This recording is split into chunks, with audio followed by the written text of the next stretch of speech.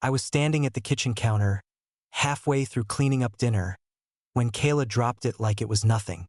"So I'm going to a desert wellness retreat next weekend," she said, casual as hell, scrolling her phone while sipping a glass of white wine. "Ladies only.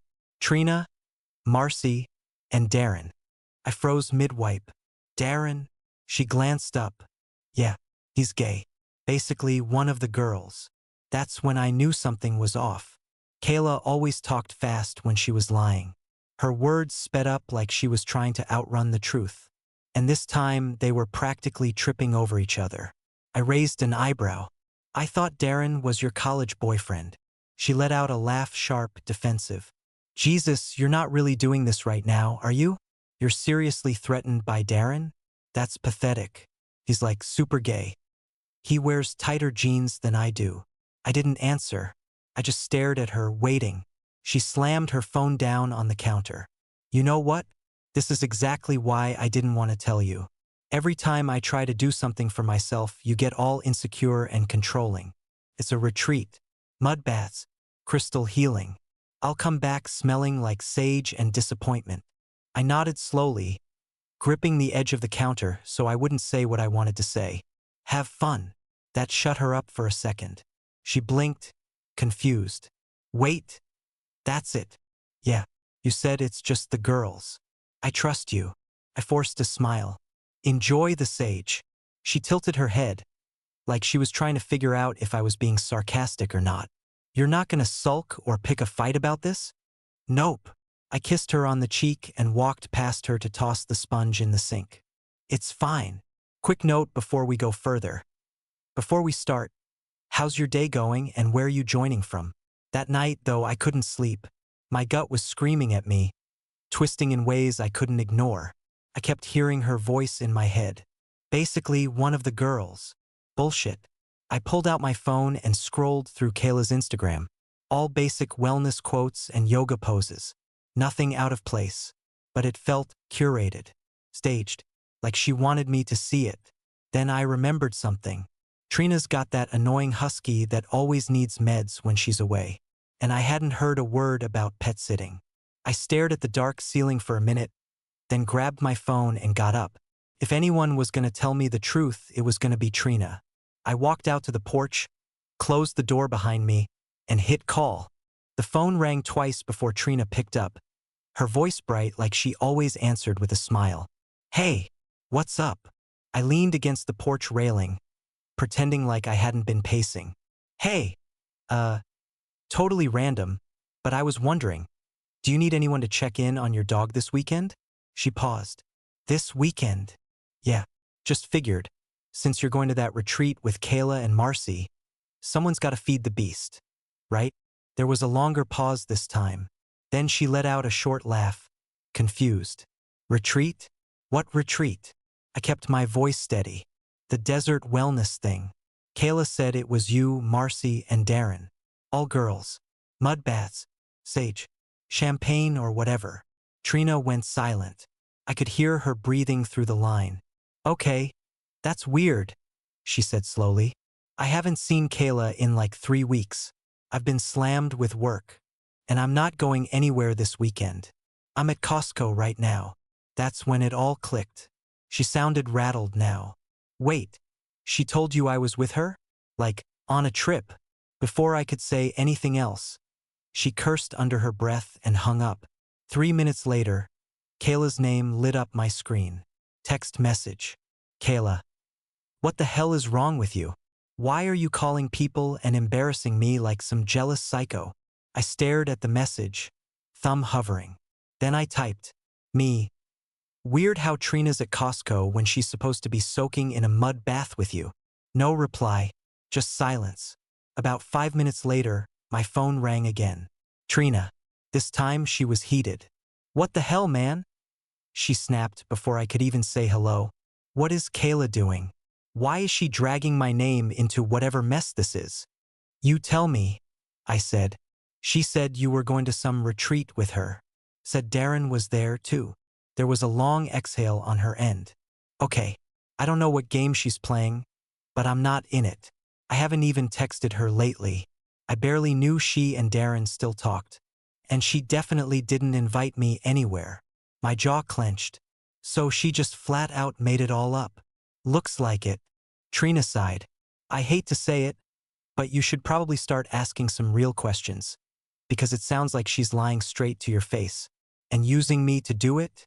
Nah, I'm out. I could feel the blood draining from my face.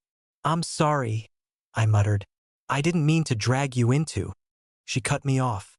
Don't apologize. Just handle your business. And don't tell her we talked again. She's unhinged. Then she hung up. I stood there for a minute, just gripping the phone in my hand. The desert retreat? Fake. The girls' only weekend? Fake. Darren, basically being one of the girls? Straight up cover story. Kayla didn't even bother coming up with a good lie. She just repackaged an old flame as a throw pillow and told me to chill. I felt sick. This wasn't a misunderstanding. This was a full-blown setup. She planned this, fabricated it, sold it like it was nothing. I walked back inside, grabbed a drink from the fridge, and stared out the window like maybe the answers were out there. But I already knew. She was with him, and she'd built a whole lie around it like it was some vacation package. I took a long drink and opened our phone plan dashboard. If she was lying about this, I needed to see how deep it went. I sat down at the kitchen table with my laptop and phone, heart pounding like I already knew what I was about to find. First stop was the mobile plan. We shared the account. Kayla liked it that way, said it made things transparent. Right? I opened the call logs. My stomach turned. In just the past month, there were over 200 texts between her and Darren. And I'm not talking daytime check-ins. These were 1:42 a.m., 3:10 a.m., 5:27 a.m., whole damn essays going back and forth while I was sleeping in the same bed as her. I clicked into the call history. 7-hour call last Saturday. 4-hour one the week before that. And dozens more, all late night, all hidden under just a friend. I sat back and cracked my knuckles. All right, let's keep digging. Next was her cloud storage. She'd given me the password years ago, and we never changed it. Said it was fair, just in case. Just in case, my ass. I pulled up her GPS history. She hadn't even turned it off. She was deep in the desert. Not some retreat facility, but a luxury Airbnb tucked in a little town outside Joshua Tree. Rented under Darren Langston. Check-in confirmation was in her saved PDFs. The reservation included champagne welcome basket and, get this, couples massage with hot stones and aromatherapy. I wasn't even mad at that point, just numb. But I needed more. I wasn't gonna confront her without receipts. So I pulled out my old burner Instagram account, the one I used back when I sold motorcycle gear on the side. She'd blocked my real profile from seeing her stories a while ago, claiming it was too much pressure. I'd brushed it off. Not now. I logged in and hit her story. Boom. There she was in a bikini by the pool. Darren's arm wrapped around her waist. Big desert sky in the background. Caption, my person dizzy. Next slide. Both of them holding champagne flutes, kissing cheeks. Healing, finally. Slide after that. A selfie in robes, her hand over his chest, his shirt unbuttoned like some Instagram model. I screen recorded the whole thing. Went back to read the comments. Her coworker Nina wrote, "So happy for you girls." Another one, "You deserve this escape. Enjoy." I laughed out loud. This wasn't a girls' trip. It was a damn honeymoon. A second later, I got a DM on that same burner account from Nina. "Hey, I don't want to get in the middle of anything, but I feel like you should see this." Attached were screenshots of her text thread with Kayla. One stuck out right away. Kayla had written, "I deserve passion again. I can't do lukewarm anymore." And then another one, "He's comfort food. Safe, but not thrilling. Not what I crave." Nina followed it up with one more message. "I didn't realize what was actually going on. I'm sorry." She said you knew. I stared at the screen. Not thrilling. Comfort food. Like I was just something to hold her over until the craving hit. I don't know how long I sat there, just staring. But eventually I started dumping everything into a folder: screenshots, story clips, GPS maps, PDF bookings, the call logs. I renamed it Kayla and Darren Lies. She didn't just cheat. She didn't just lie.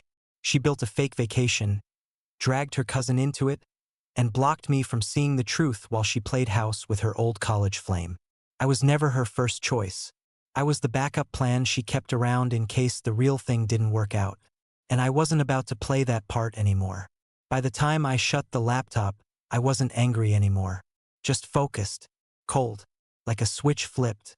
I grabbed my keys, left the house, and headed straight to the bank. First move, I transferred half our joint savings into a new solo account under my name only. The teller asked if I wanted to close the joint one. I said no. Let her stare at the empty balance on Monday. Next stop, I called the credit card company. That card she took on the trip?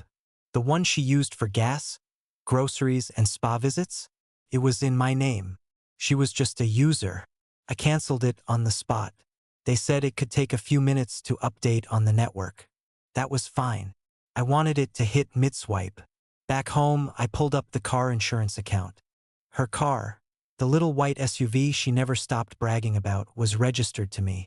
I took her off the coverage and saved the changes. No more joyrides on my dime. Then I logged into all the streaming services and changed the passwords. Netflix, Hulu, HBO, Disney Plus, all gone. She'd been mooching off my Spotify, too. I logged her out and renamed the account. Not yours anymore. After that, I hit her yoga studio website and canceled her monthly membership. Same with her stupid, overpriced makeup box subscription. Done. Last stop was the bakery. I'd ordered her a custom birthday cake for next week. Red velvet with cream cheese frosting, her favorite. I called and told them to cancel it. They asked if I wanted to keep the deposit. I said donate it. At that point, I was waiting, watching the phone like it was a ticking bomb. Around 8:45 p.m., it rang. Unknown number. I answered, put it on speaker, and sat back in my chair. She was crying. Real hard. Not the fake sniffles she did when she wanted something. This was full meltdown. My card just got declined, she snapped, half yelling through the sobs. I'm at this damn winery and I look like an idiot in front of everyone. I let the silence hang for a second. Then I said, calm as ever, maybe call your bank. I'm sure Darren's got it covered. She went quiet. Then the scream came through the phone. Are you kidding me? Are you seriously sabotaging me over nothing? I stood up and walked to the fridge, opened a soda, and let her yell. She was ranting now, calling me immature, controlling, even jealous. I sipped my drink and waited for her to take a breath. Then I hung up. She called back immediately. I let it ring. She called again and again. I didn't pick up.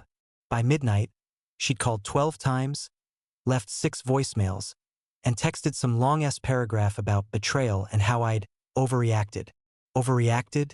She lied to my face, ran off with her ex, and used my money to do it.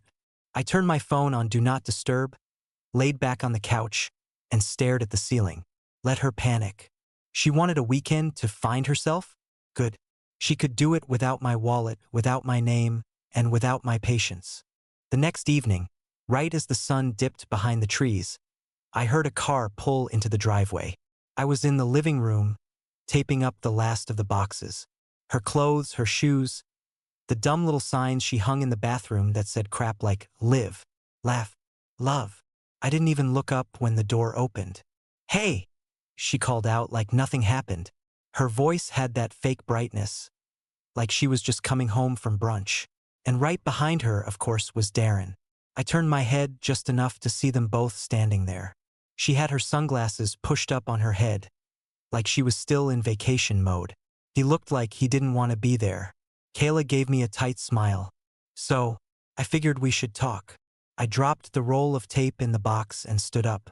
Yeah, we should. Grab that side. It's yours. Her smile froze. What? I pointed at the box of shoes. That one's all heels.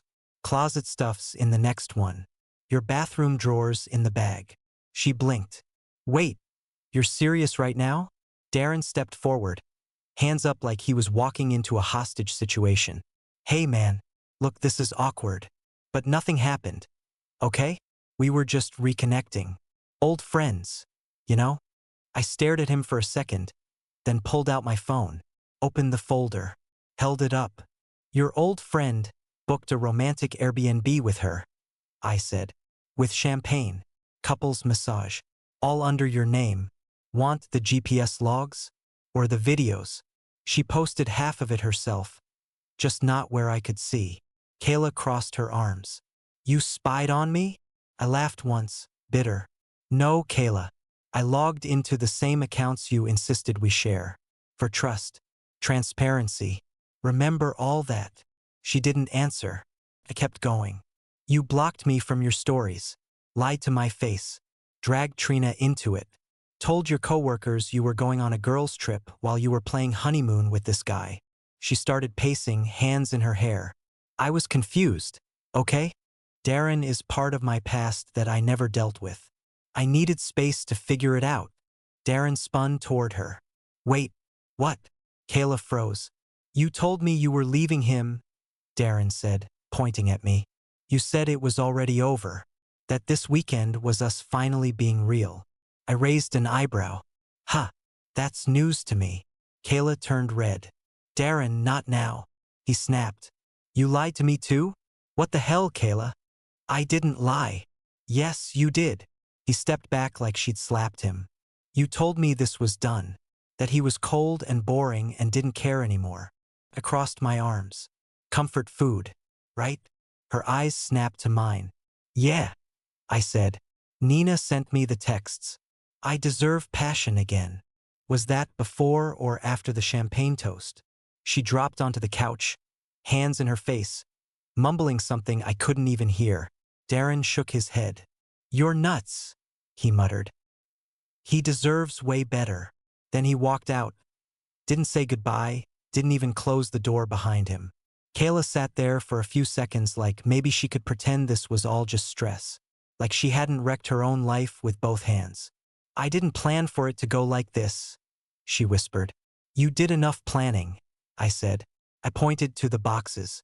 Now finish packing. You're not staying here tonight. She didn't move, just stared at the door like she was waiting for Darren to come back. He didn't. Kayla finally looked up from the couch like she just remembered she had one last card to play. You never surprised me, she said, voice sharp. Never made me feel special. We were just stuck. I didn't flinch. You mean like the anniversary trip to Charleston I planned and paid for? That you canceled last minute so you could see Darren's band play a bar gig? She scowled. That's not fair. No, I snapped, cutting her off. What's not fair is rewriting history now that you got caught. You were cheating. Don't dress it up like it was some emotional crisis. She stood up, arms out like she was pleading her case in court. You can't just kick me out. We've been together 7 years. And the lease is in my name. The car is in my name. You don't even get mail here under yours. You're not serious. I pointed at the boxes. You've got what fits. That's all you're leaving with. Her face twisted. Then she leaned forward, eyes locked on mine. Fine. Then maybe I tell people what really happened. How you isolated me, manipulated me, got violent when I pushed back. My jaw clenched. I walked over to the kitchen counter, tapped the screen of my phone, already recording. She went pale. Try it, I said. I've been documenting everything since Friday. Texts, calls, your tantrum at the winery. You want to play dirty? Let's go. Her mouth opened, then closed again. She turned away, started pacing. You don't understand what this does to me. You think I'm just gonna go crash on someone's couch like I'm garbage. Not my problem, I said. You made your choices. She stopped in the middle of the room. Then her face changed, suddenly soft, desperate. I think I might be pregnant. I blinked once. No, you're not. You were on your period last week. You left the wrapper from the heating pad in the bathroom. I threw it out. She just stared at me, mouth tight. You're seriously this desperate? I added. I didn't mean it like that, she mumbled. You didn't mean to lie about that? Okay. I grabbed the last box off the table and shoved it toward her. Time to call someone else. She pulled out her phone, started scrolling fast. Fine. I'll call my mom. Go ahead. She put it on speaker before I could stop her. Mom? She sniffed. I need help. I'm at the house and he's making me leave. Her mom cut her off. Kayla? What happened? What did you do now? Kayla choked. He's being awful. He found out about Darren, and now he won't even talk to me. You did what with Darren? Dead silence. Her mom went off. Are you kidding me? Again? Kayla, have you lost your mind? I told you not to go near that boy after what he pulled in college. Kayla hung up before her mom could finish. She didn't say anything, just stood there shaking. I didn't move. I didn't say a word. She turned away, grabbed her phone, and slowly started picking through the boxes. 10 minutes later, she left. No hug, no apology, not even a goodbye. Just the sound of the screen door slamming behind her. Monday morning, I was barely out of bed when the knock came, loud, fast, like they owned the place. I opened the door and there she was. Kayla, flanked by her parents like they were the damn cavalry. Her dad stood in front, arms crossed, chin high. Her mom looked like she wanted to be anywhere else. Her dad puffed up. We need to talk. Now. I didn't blink. We talking like adults? Or am I getting a lecture? He took a step forward, eyes hard. You threw our daughter out like trash over a misunderstanding. I held up my phone. Let's clear that up right now. I walked to the kitchen, grabbed the folder I'd printed out the night before, dropped it on the table. Screenshots, call logs, GPS maps, photos, everything. Kayla's mom picked up one of the papers and froze. Wait, this is from her story. That's Darren. Yeah, I said. The girls' only retreat. Champagne, couples massage, matching robes. Real innocent stuff.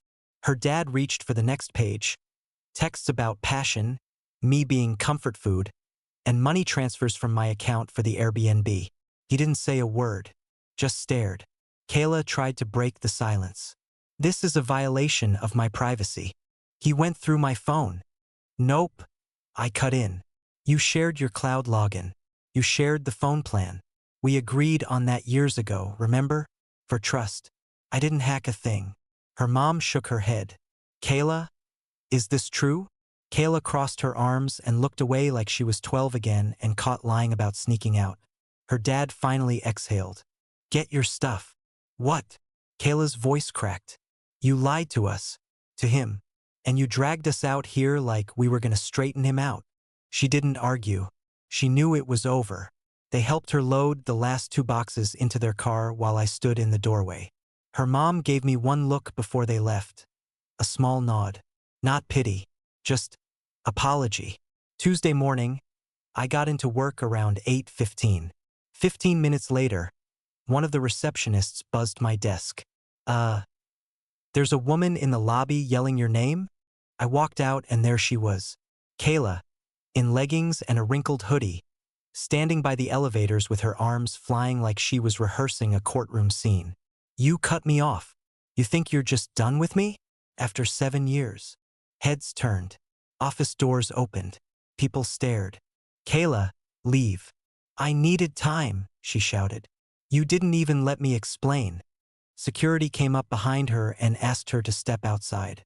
She started arguing with them too, loud enough to echo. 10 minutes later, she was off the property. One of the managers told me she was officially banned from the building. HR logged the whole thing. They even asked if I wanted to file something formal. I said no. I just wanted her gone. That afternoon, my phone rang. Unknown number. I let it go to voicemail. The message? Hey man, it's Darren. Look, I know I'm the last person you want to hear from, but she's been showing up to my place, crying at like 3 in the morning. I don't know what to do. She told me she was moving in, then trashed my porch when I said no. I thought she'd calm down, but dude, she's not okay. I deleted it. Whatever mess she was in now, not my problem. Thursday morning, I opened the mailbox and saw the envelope. Thick, official. stamped with her lawyer's name. Divorce papers.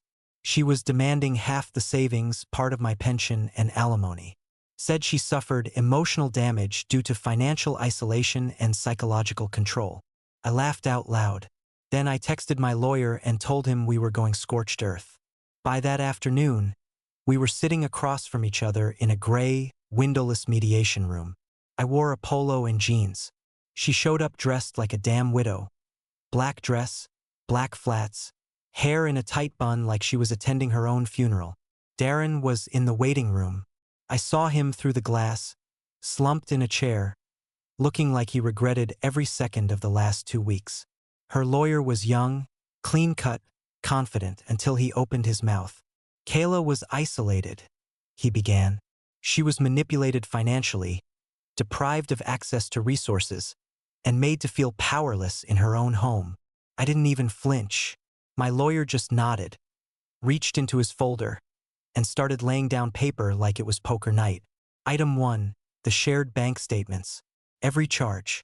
Airbnb, restaurants, champagne, massage bookings, all under my name. Item 2, phone logs. Hundreds of calls and texts to Darren over months. Nearly all of them after midnight. Item 3, GPS logs. She wasn't at a retreat. She was in a private rental booked under her ex's name.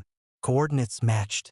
Item 4, screenshots of her own stories and texts, including the one where she called me comfort food and wrote, "I deserve passion again."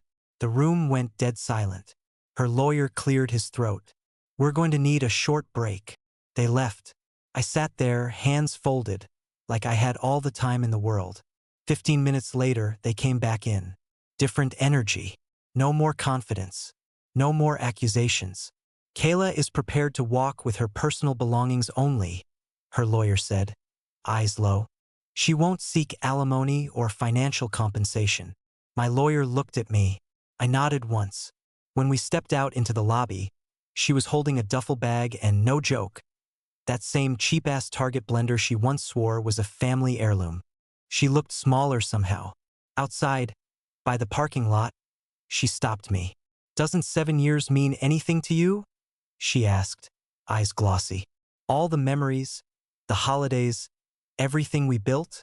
I stared at her. "It did," I said, "until you trashed it. That should have been it." But Darren was standing nearby, arms crossed, watching us. And right then he opened his mouth.